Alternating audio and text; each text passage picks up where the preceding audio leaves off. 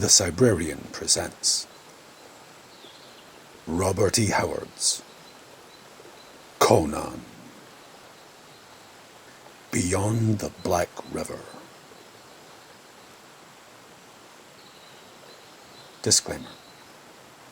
The following may contain violence, references to sex, and language that may offend.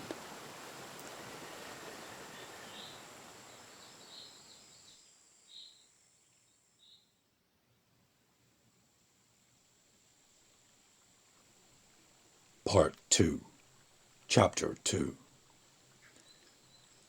The Wizard of Gwawela. Fort Tuskellan stood on the eastern bank of Black River, the tides of which washed the foot of the stockade. The latter was of logs, as were all the buildings within, including the donjon, to dignify it by that appellation, in which were the governor's quarters, overlooking the stockade and the sullen river. Beyond that river lay a huge forest, which approached jungle-like density along the spongy shores. Men paced the runways along the log parapet day and night, watching that dense green wall. Seldom a menacing figure appeared, but the sentries knew that they too were watched, fiercely, hungrily, with the mercilessness of ancient hate. The forest beyond the river might seem desolate and vacant of life to the ignorant eye, but life teemed there, not alone of bird and beast and reptile, but also of men, the fiercest of all the hunting beasts. There, at the fort, civilization ended. Fort Tuskellan was the last outpost of a civilized world. It represented the westernmost thrust of the dominant Hyborian races. Beyond the river, the primitive still reigned in shadowy forests. Bush-thatched huts where hung the grinning skulls of men, and mud-walled enclosures where fires flickered and drums rumbled, and spears were whetted in the hands of dark, silent men with tangled black hair and the eyes of serpents. Those eyes often glared through bushes at the fort across the river. Once dark-skinned men had built their huts where that fort stood. Yes, and their huts had risen where now stood the fields and log cabins of fair-haired settlers. Back beyond Velitrium, that raw, turbulent frontier town on the banks of Thunder River, to the shores of that other river that bounds the Bosonian marches. Traders had come, and priests of Mitra who walked with bare feet and empty hands, and died horribly, most of them. But soldiers had followed, men with axes in their hands and women and children in ox-drawn wains. Back to Thunder River, and still back, beyond Black River, the Aborigines had been pushed, with slaughter and massacre. But the dark-skinned people did not forget that once Kanajohara had been theirs. The guard inside the eastern gate bawled a challenge. Through a barred aperture, torchlight flickered, glinting on a steel headpiece and suspicious eyes beneath it. "Open the gate," snorted Conan. "You see its eye, don't you?" Military discipline put his teeth on edge. The gate swung inward, and Conan and his companions passed through. Balthus noted the gate was flanked by a tower on each side, the summits of which rose above the stockade. He saw loopholes for arrows. The guardsmen grunted as they saw the burden borne between the men. Their pikes jangled against each other as they thrust shut the gate, chin on shoulder, and Conan asked testily, "Have you never seen a headless body before?" The faces of the soldiers were pallid in the torchlight. "That's Tiberius," blurted one. "I recognise that fur-trimmed tunic. Valerius here owes me 5 lunas. I told him Tiberius had heard the loon call when he rode through the gate on his mule, with his glassy stare. I wagered he'd come back without his head." Conan grunted enigmatically. motioned Balthus to ease the litter to the ground, and they strode off towards the governor's quarters, with the Aquilonian at his heels.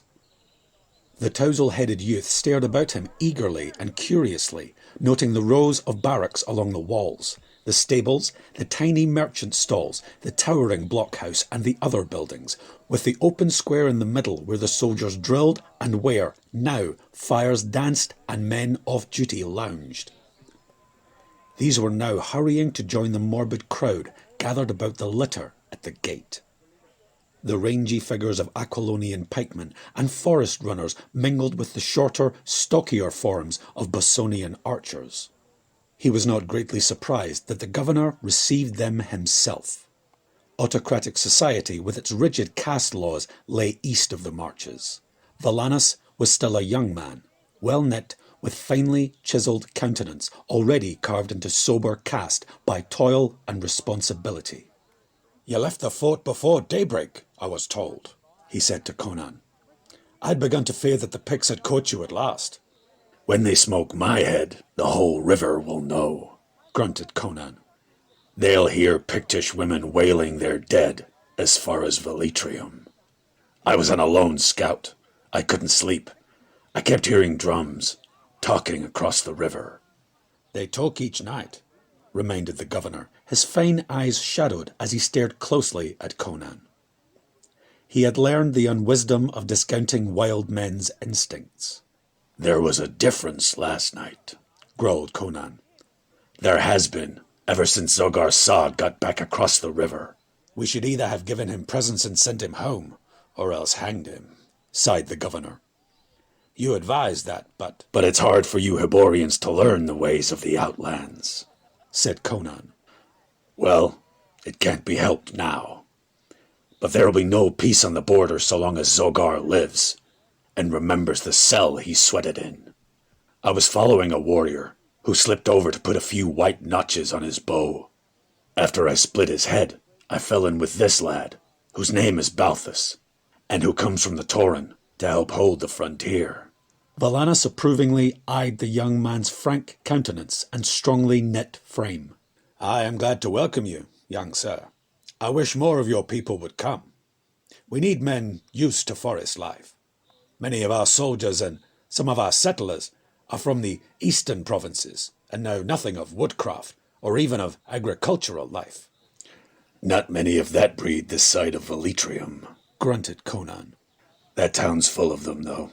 But listen, Valanus, we found Tiberius dead on the trail." And in a few words he related the grisly affair. Valanus paled. "I did not know he had left the fort. He must have been mad." "He was," answered Conan. "Like the other four, each one, when his time came, went mad and rushed into the woods to meet his death like a hare running down the throat of a python. Something called to them from the deeps of the forest, something the men call a loon, for lack of a better name. But only the doomed ones could hear it. Zogar Sag is made of magic that Aquilonian civilization can't overcome." To this thrust Valanus made no reply. He wiped his brow with a shaky hand. "Do the soldiers know of this?" "We left the body by the eastern gate." "You should have concealed the fact.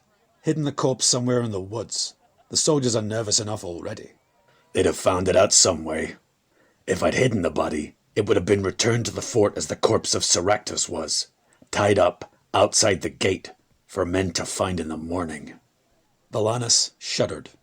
Turning, he walked to a casement and stared silently out over the river, black and shiny under the glint of the stars. Beyond the river, the jungle rose like an ebony wall. The distant screech of a panther broke the stillness. The night pressed in, blurring the sounds of the soldiers outside the blockhouse, dimming the fires. A wind whispered through the black branches, rippling the dusky water. On its wings came a low, rhythmic pulsing, sinister as the pad of a leopard's foot. "After all," said Valanus, as if speaking his thoughts aloud, "what do we know? What does anyone know of the things that jungle may hide? We have dim rumours of great swamps and rivers, and a forest that stretches on and on over everlasting plains and hills to end at last on the shores of the Western Ocean. But what things lie between this river and that ocean, we dare not even guess. No white man has ever plunged deep into that fastness and returned alive to tell us what he found. We are wise in our civilized knowledge, but our knowledge extends just so far, to the western bank of that ancient river. Who knows what shapes earthly and unearthly may lurk beyond the dim circle of light our knowledge has cast? Who knows what gods are worshipped under the shadows of that heathen forest? Or what devils crawl out of the black ooze of the swamps? Who can be sure that all the inhabitants of the Black Country are natural? Zogar Sag, a sage of the eastern cities, would sneer at his primitive magic-making as the mummery of a fakir. Yet he has driven mad and killed 5 men in a manner no man can explain. I wonder if he himself is wholly human. If I can get within an axe-throwing distance of him, I'll settle that question, growled Conan, helping himself to the governor's wine and pushing a glass towards Balthus, who took it, hesitatingly, and with an uncertain glance towards Valanis. The governor turned towards Conan and stared at him thoughtfully. "The soldiers, who do not believe in ghosts or devils," he said, "are almost in a panic of fear. You, who believe in ghosts, ghouls, goblins, and all manner of uncanny things, do not seem to fear any of the things in which you believe." "There's nothing in the universe cold steel won't cut," answered Conan. "I threw my axe at the demon, and he took no hurt. But I might have missed in the dusk, or a branch deflected its flight. I'm not going out of my way looking for devils, but I wouldn't step out of my path to let one go by." Valanis lifted his head and met Conan's gaze squarely. "Conan, more depends on you than you realize. You know the weakness of this province. A slender wedge thrust into the untamed wilderness. You know that the lives of all the people west of the marches depend on this fort. Were it to fall, red axes would be splintering the gates of Velitrium before a horseman could cross the marches. His Majesty, or His Majesty's advisers, have ignored my plea that more troops be sent to hold the frontier. They know nothing of border conditions, and are averse to expending any more money in its direction. The fate of the frontier depends upon the men who now hold it. You know that most of the army which conquered Kanajohara has been withdrawn. You know the force left is inadequate, especially since that devil Zogar Sag managed to poison our water supply, and 40 men died in 1 day. Many of the others are sick, or have been bitten by serpents or mauled by wild beasts, which seem to swarm in increasing numbers in the vicinity of the fort. The soldiers believe Zogar's boasts that he could summon the forest beasts to slay his enemies. I have 300 pikemen, 400 Bosonian archers, and perhaps 50 men who, like yourself, are skilled in woodcraft. They are worth 10 times their number of soldiers, but there are so few of them. Frankly, Conan, my situation is becoming precarious. The soldiers whisper of desertion. They are low-spirited, believing Zogar Sag has loosed devils on us. They fear the black plague with which he threatened us, the terrible black death of the swamplands. When I see a sick soldier, I sweat with fear of seeing him turn black and shrivel and die before my eyes. Conan, if the plague is loosed upon us, the soldiers will desert in a body. The border will be left unguarded, and nothing will check the sweep of the dark-skinned hordes to the very gates of Velitrium, maybe beyond. If we cannot hold the fort, how can they hold the town? Conan, Zogar Sag must die if we are to hold Kanajohara. You have penetrated the unknown deeper than any other man in the fort. You know where Gwawela stands, and something of the forest trails across the river. Will you take a band of men tonight and endeavour to kill or capture him? Oh, I know it's mad. There isn't more than one chance in 1,000 that any of you will come back alive. But if we don't get to him, it's death for us all. You can take as many men as you wish. 12 men are better for a job like that than a regiment, answered Conan. 500 men couldn't fight their way to Gwawela and back. But 12 might slip in and out again. Let me pick my men. I don't want any soldiers. Let me go, eagerly exclaimed Balthus. I have hunted deer all my life on the Toran. All right. Balanas, we'll eat at the stall where the foresters gather. I'll pick my men.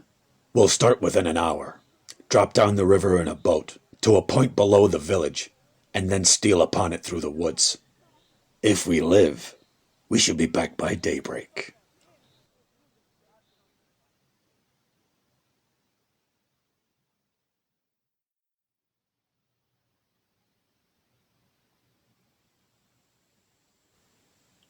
Chapter 3. The Crawlers in the Dark. The river was a vague trace between walls of ebony, the paddles that propelled the longboat creeping along in the dense shadow of the eastern bank dipped softly into the water, making no more noise than the beak of a heron. The broad shoulders of the man in front of Balthus were a blue in the dense gloom. He knew that not even the keen eyes of the man who knelt in the prow would discern anything more than a few feet ahead of them. Conan was feeling his way by instinct and an intensive familiarity with the river. No one spoke. Balthus had had a good look at his companions in the fort before they slipped out of the stockade and down the bank into the waiting canoe. They were of a new breed, growing up in the world, on the raw edge of the frontier. Men whom grim necessity had taught woodcraft. Aquilonians of the western provinces to a man, they had many points in common. They dressed alike, in buckskin boots, leathern breeks and deerskin shirts, with broad girdles that held axes and short swords. And they were all gaunt and scarred and hard-eyed, sinewy and taciturn. They were wild men, of a sort. Yet there were still a wide gulf between them and the Cybrarian. They were sons of civilization, reverted to a semi-barbarism. He was a barbarian, of 1,000 generations of barbarians. They had acquired stealth and craft, but he had been born to these things. He excelled them, even in lithe economy of motion. They were wolves, but he was a tiger. Balthus admired them, and their leader, and felt a pulse of pride that he was admitted into their company. He was proud that his paddle made no more noise than did theirs. In that respect, at least, he was their equal, though woodcraft learned in huts on the Toran could never equal that ground into the souls of men on the savage border. Below the fort, the river made a wide bend. The lights of the outpost were quickly lost, but the canoe held on its way for nearly a mile, avoiding snags and floating logs with almost uncanny precision. Then a low grunt from their leader, and they swung its head about and glided towards the opposite shore, emerging from the black shadows of the brush that fringed the bank and coming into the open of the midstream created a peculiar illusion of rash exposure. But the stars gave little light, and Balthus knew that unless one were watching for it, it would be all but impossible for the keenest eye to make out the shadowy shape of the canoe crossing the river. They swung in under the overhanging bushes of the western shore, and Balthus groped for and found a projecting root which he grasped. No word was spoken. All instructions had been given before the scouting party left the fort. As silently as a great panther, Conan slid over the side and vanished into the bushes. Equally noiseless, 9 men followed him. To Balthus, grasping the root with his paddle across his knee, it seemed incredible that 10 men should thus fade into the tangled forest without a sound. He settled himself to wait. No word passed between him and the other man who had been left with him. Somewhere, a mile or so to the northwest, Zogar Sag's village stood girdled with thick woods. Balthus understood his orders. He and his companion were to wait for the return of the raiding party. If Conan and his men had not returned by the first tinge of dawn, they were to race back up the river to the fort and report that the forest had again taken its immemorial toll of the invading race. The silence was oppressive. No sound came from the black woods, invisible beyond the ebony masses that were the overhanging bushes. Balthus no longer heard the drums. They had been silent for hours. He kept blinking, unconsciously trying to see through the deep gloom. The dank night smells of the river and the damp forest oppressed him. Somewhere nearby, there was a sound as if a big fish had flopped and splashed the water. Balthus thought it must have leapt too close to the canoe, that it had struck the side, for a slight quiver vibrated the craft. The boat's stern began to swing slightly away from the shore. The man behind him must have let go of the projection he was gripping. Balthus twisted his head to hiss a warning, and could just make out the figure of his companion, a slightly blacker bulk in the blackness. The man did not reply. Wondering if he had fallen asleep, Balthus reached out and grasped his shoulder. To his amazement, the man crumpled under his touch and slumped down in the canoe. Twisting his body half about, Balthus groped for him, his heart shooting into his throat. His fumbling fingers slid over the man's throat. Only the youth's convulsive clenching of his jaws choked back the cry that rose to his lips. His finger encountered a gaping, oozing wound. His companion's throat had been cut from ear to ear. In that instant of horror and panic, Balthus started up. And then a muscular arm out of the darkness locked fiercely about his throat, strangling his yell. The canoe rocked wildly. Balthus's knife was in his hand, though he did not remember jerking it out of his boot, and he stabbed fiercely and blindly. He felt the blade sink deep, and a fiendish yell rang in his ear, a yell that was horribly answered. Ah! The darkness seemed to come to life about him. A bestial clamour rose on all sides, and other arms grappled him. Borne under a mass of hurtling bodies, the canoe rolled sideways.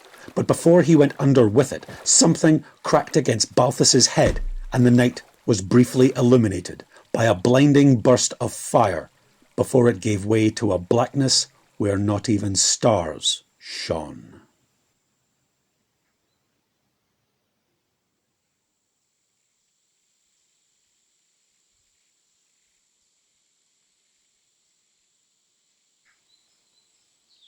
Thank you for listening. For updates, follow us on Facebook, Twitter, and Instagram. Images courtesy of Unsplash.com. Audio courtesy of YouTube Audio Library. Artists credited in the description. Please like, comment, share, subscribe, and hit the notification bell.